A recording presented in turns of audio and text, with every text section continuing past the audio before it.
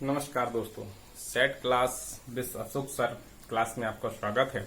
जैसा कि दोस्तों ट्रिकी जीएस में हमने प्रोटोजोआ से होने वाली बीमारियों को एक ट्रक के माध्यम से समझा था और इसमें 5 प्रकार की बीमारियों को डिस्क्राइब किया था। उसी प्रकार से हम अगली जीवाणु अर्थात बैक्टीरिया के द्वारा होने वाली बीमारियों के बारे में भी चर्चा करेंगे और जीवाणु के द्वारा होने वाली बीमारियों को भी हम एक सूत्र अर्थात ट्रक के माध्यम से याद करेंगे कि ट्रक, क्योंकि दोस्तों इसमें पेपर में क्वेश्चन पूछ रहे हैं निम्न में से कौन सी बैक्टीरिया के द्वारा होने वाली बीमारी है, कौन सी वायरस के द्वारा होने वाली बीमारी है, कौन सी प्रोटोजोआ के। जब तक हमें सूत्र याद नहीं रहता तो हम कंफ्यूज में बने रहते हैं कि दोस्तों ये बैक्टीरिया से हो रही है या ये जीवाणु अर्थात जीवाणु में वायरस के द्वारा हो रही है, जीवाणु के द्वारा हो रही है, फंगस के द्वारा हो रही है। तो इसको मैंने एक सूत्र के माध्यम से पिरोया है। इसको आप देख सकते हैं कि जैसे मैंने दिया है कि जीवाणु द्वारा होने वाली बीमारियां, तो मैंने एक सूत्र बनाया है, टिप्पणी की शिकागो छड़ी है, टिप्पणी की शिकागो छड़ी है टी। देखिए दोस्तों, तो अब इसको हम नंबरिंग कर लें।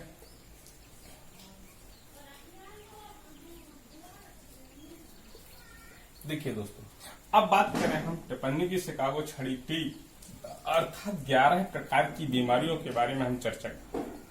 कितने प्रकार की दोस्तों बीमारियों के बारे में चर्चा करेंगे? 11 प्रकार की बीमारियों। इसमें अब सबसे पहली बात आती है, क्वेश्चन जो बेसिक पूछ लिया जाता है। तो दोस्तों क्वेश्चन पहला पूछा जाता है कि जीवाणु के बारे में, कि जीवाणु की खोज किसके द्वारा की गई थी। दोस्तों जीवाणु की खोज सन 1683 में, कब दोस्तों? 1683 में हॉलैंड निवासी, कहाँ के थे दोस्तों? हॉलैंड निवासी। ये लाइन समझना है दोस्तों, सीधा सीधा पूछ लिया जाता है कि जीवाणु की खोजकर्ता किस जगह से बिलोंग करते हैं। कई बार पेपर में पूछ लिए जाते हैं। कब की गई थी? 1683 में की गई थी। और किसके द्वारा की गई थी दोस्तों? Antonie van Leeuwenhoek, Antonie van Leeuwenhoek. देखिए दोस्तों, एक क्वेश्चन भी कई बार पेपर में पूछा गया है कि जीवाणु की खोज करना, तो क्लियर हुआ। 1683 में जीवाणु की खोज हॉलैंड निवासी एंटोनी वॉन ल्यूमेनहॉक के द्वारा की गई थी।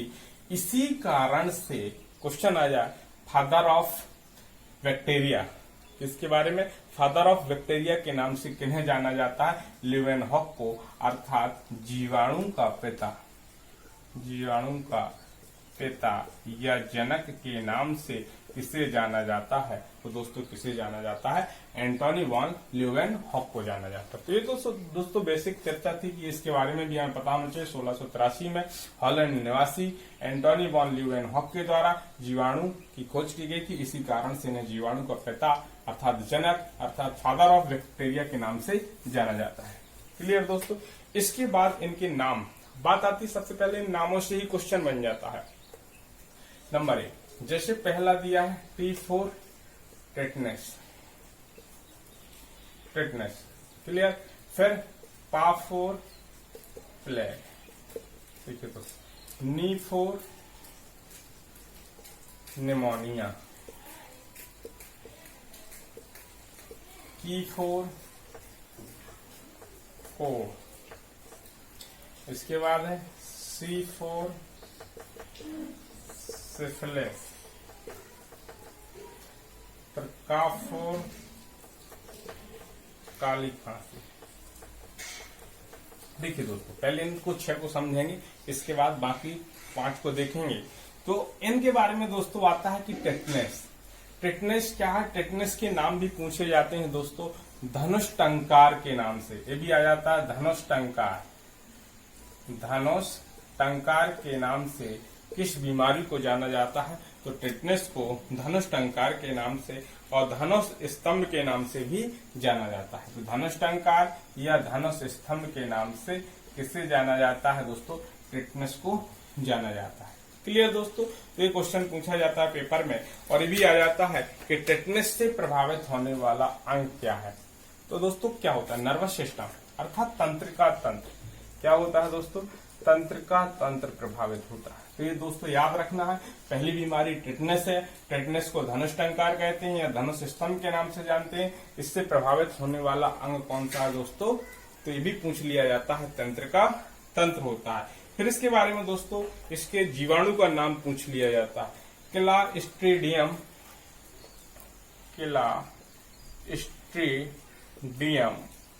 देखिए दोस्तों, इसके बारे में जरूर याद। टेटनस धनुष, अब तंत्रिका तंत्र प्रभावित होता है। क्लास्ट्रीडियम और टेटेनी, अब देखिए इसी से बना है टेटेनी। तो दोस्तों ए वर्ड तो आप यहाँ टेटनस से टेटेनी तो याद रख सकते हैं, ए नाम आपको याद रखना है। तो क्या है, क्लास्ट्रीडियम टेटेनी से क्या कौन सा, ये होता है जीवाणु होता है, जिसके माध्यम से कौन सा दोस्तों, टेटनस। अब बात होती है टेटनस फैलता कैसे है।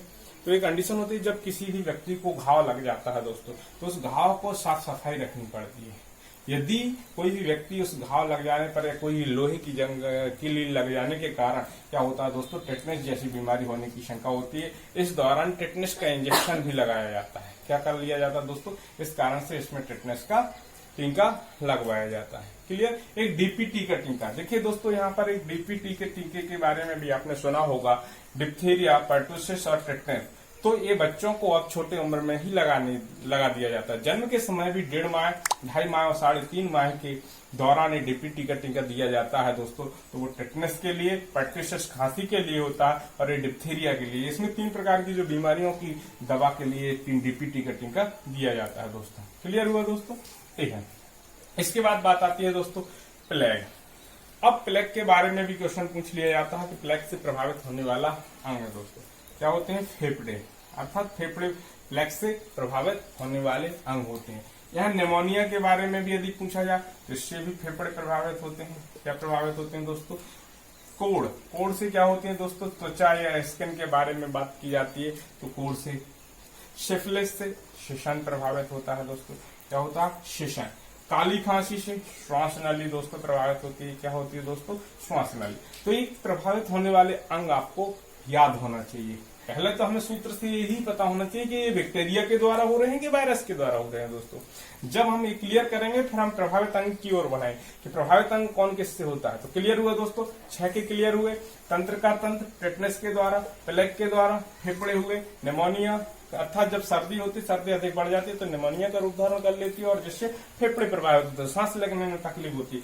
कोड़, त्वचा संबंधी बीमारी होती है जो बाहर, अर्थात सिफिलिस, शिशन प्रभावित होता है। क्लियर दोस्तोव। और इसके बाद काली खांसी जिसे पर्टुसिस के नाम से भी जानते हैं दोस्तों। क्या जानते हैं, पर्टुसिस। इससे श्वास नली प्रभावित होती है। क्या होती है दोस्तों, श्वास नली प्रभावित। इसके बाद दोस्तों जैसे आ जाता है, अब बात आती है प्लेग। तो पास्चुरेला, देखिए दोस्तों, अब पास से प्लेग और पास से पास्चुरेला पेस्टिस। देखिए दोस्तों ये इस जीवाणु का नाम है।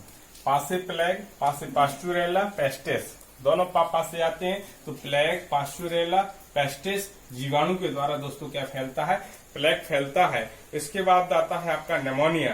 तो डिप्लोकोकस, देखिए दोस्तों, डिप्लोकोकस निमोनी। देखिए दोस्तों यहां पर हमने टेटेनी पढ़ा था, यहां पर हमने क्या पढ़ा दोस्तों, निमोनी पढ़ा है। क्या पढ़ा है, निमोनी पढ़ा है दोस्तों। तो आपको याद होना चाहिए कि हमने देखा है दोस्तों कि डिप्लोकोकस निमोनी। तो निमोनिया के लिए कौन सा जीवाणु है, डिप्लोकोकस निमोनी।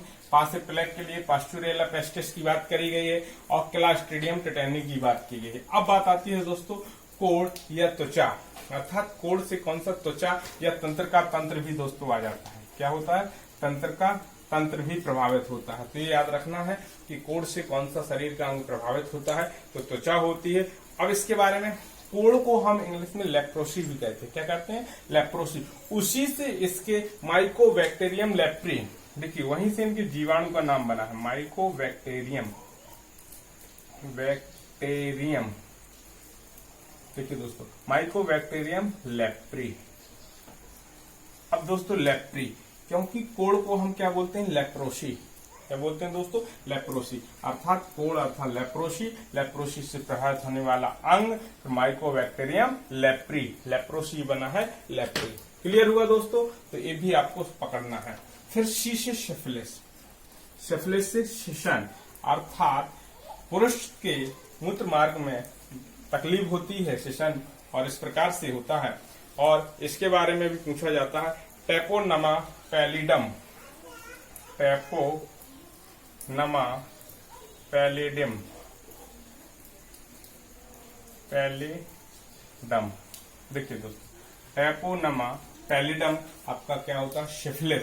सिफिलिस से को फैलाने के लिए जो जीवाणु होता है वो ट्रैपोनमा पैलिडम होता है। क्लियर दोस्तों? तो पैलिडम भी मिलता है, पैलिडम भी मिलता है। क्लियर? इसके बाद है कासे काली खांसी, जिसे हम पर्टूसिस भी नाम से जानते हैं, और ये श्वास नली को प्रभावित करते हैं। किसको दोस्तों? श्वास नली को। Haemophilus pertussis, Haemophilus pertussis, Haemophilus pertussis. देखिए दोस्तों, फिर यहाँ पर क्योंकि काली खांसी को हम पर्टूसिस के नाम से भी जानते हैं। किसके नाम से? पर्टूसिस। देखिए इधर मैंने एक बताया था डीपीटी, तो ये टीका भी इस रूप में दिया जाता है, क्योंकि इसमें पर्टूसिस भी होता है, डिप्थीरिया भी होता है, टेटनस, तो ये टीका भी दिया जाता है। तो हीमोफिलस पर्टूसिस जीवाणु है जो किसके लिए? काली खांसी के लिए होता है। तो दोस्तों ये तो हुई आपकी 6 प्रकार की बीमारी। अगली 5 और देखेंगे दोस्तों।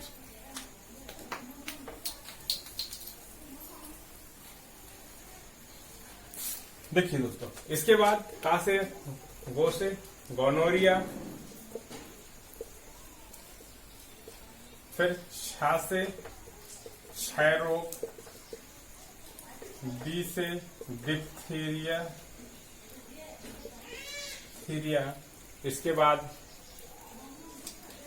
है से हैजा, और टी से टाइफाइड। देखिए दोस्तों, ये 5 बीमारियां और हैं जो हमारी तो 6वीं, 7वीं, 8वीं, 9वीं, 10वीं, 7 से स्टार्ट है दोस्तों। 6 उसमें पढ़ चुके हैं, 7, 8, 9, 10, 11। देखिए इस प्रकार से टोटल दोस्तों बीमारियां कितनी हुई? 11 हुई। अब इनके बारे में भी देखेंगे। गोनोरिया, अब इनके प्रभावित अंग। देखिए गोनोरिया से मूत्र मार्ग प्रभावित होता है, ये ज्यादातर स्त्रियों में। कहां पर? स्त्रियों में इस प्रकार की समस्या होती है गोनोरिया। क्षय रोग के बारे में दोस्तों पेपर में सबसे ज्यादा क्वेश्चन पूछा जाता है। क्षय रोग, इसको यक्ष्मा के नाम से भी जानते हैं, टीबी के नाम से भी जानते हैं, या तपेदिक के नाम से भी जानते हैं, किससे भी? तपेदिक या काक रोग के नाम से भी जानते हैं। ये बहुत सारे नाम है दोस्तों, ये याद रखना है, ये पेपर की दृष्टि से IMP है, इम्पोर्टेंट क्वेश्चन होता है दोस्तों।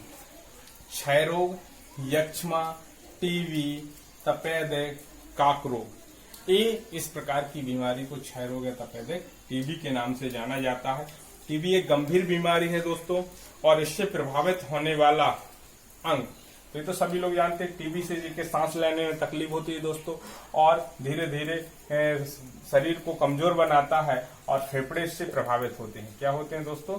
फेफड़े प्रभावित हो जाते हैं, और जब कंटिन्यू ये स्थिति बनी रहती है तो धीरे धीरे व्यक्ति की मृत्यु भी हो जाती है दोस्तों।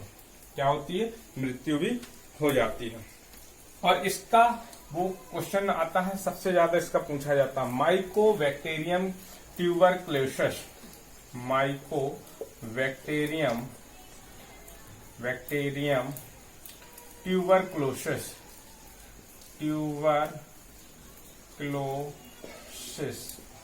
देखिए दोस्तों, इसको ट्यूबरक्लोसिस के नाम से भी जानते हैं, तो उसी से ट्यूबरक्लोसिस से ही आपका बना माइकोबैक्टीरियम ट्यूबरक्लोसिस। तो इसके यदि जीवाणु का नाम भी आपसे पूछ लिया जाए तो भी याद रखना, क्षय रोग के लिए कौन सा? Mycobacterium tuberculosis. तो ये यहाँ के नाम यहाँ से कहीं ना कहीं से कनेक्ट होते हैं दोस्तों। यदि आप अच्छे से इसके नाम को पढ़ेंगे तो ट्यूबरक्लोसिस के नाम से भी इसको जाना जाता है।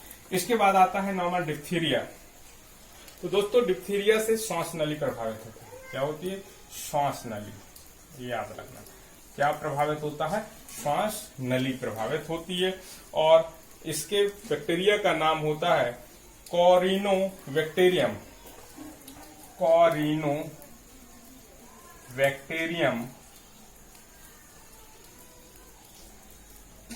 डिप्थीरी। देखिए दोस्तों, यह फिर उसका नाम है। यदि आपने देखा डिप्थीरिया से प्रभावित होने वाला अंग क्या होगा दोस्तों? श्वास नली, और इसका जो जीवाणु होगा कॉरिनोबैक्टीरियम डिप्थीरी। तो डिप्थीरी शब्द यहाँ आएगा, डिप्थीरिया है, आपने यहाँ भी देखा। क्यों ट्यूबरक्लोसिस? तो ट्यूबरक्लोसिस के बारे में अर्थात टीबी के बारे में देखा, टीबी अर्थात ट्यूबरक्लोसिस। क्लियर दोस्तों? इसके बारे में देखा। तो ये भी याद रखना है। इसके बाद दोस्तों हैजा के बारे में भी पूछा जा सकता है। हैजा से प्रभावित होने वाला अंग आंत, ये भी क्वेश्चन कई बार पूछा गया है। तो हैजा से कौन सा अंग प्रभावित होता है? आंत। और टाइफाइड से भी कौन सा अंग प्रभावित होता है दोस्तों? आंत प्रभावित होती है।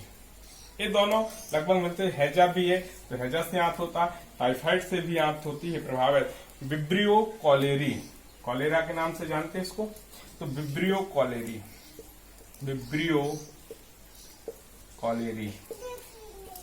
देखिए दोस्तों, तो इसके जीवाणु का नाम क्या है दोस्तों? विब्रियो कॉलेरी है।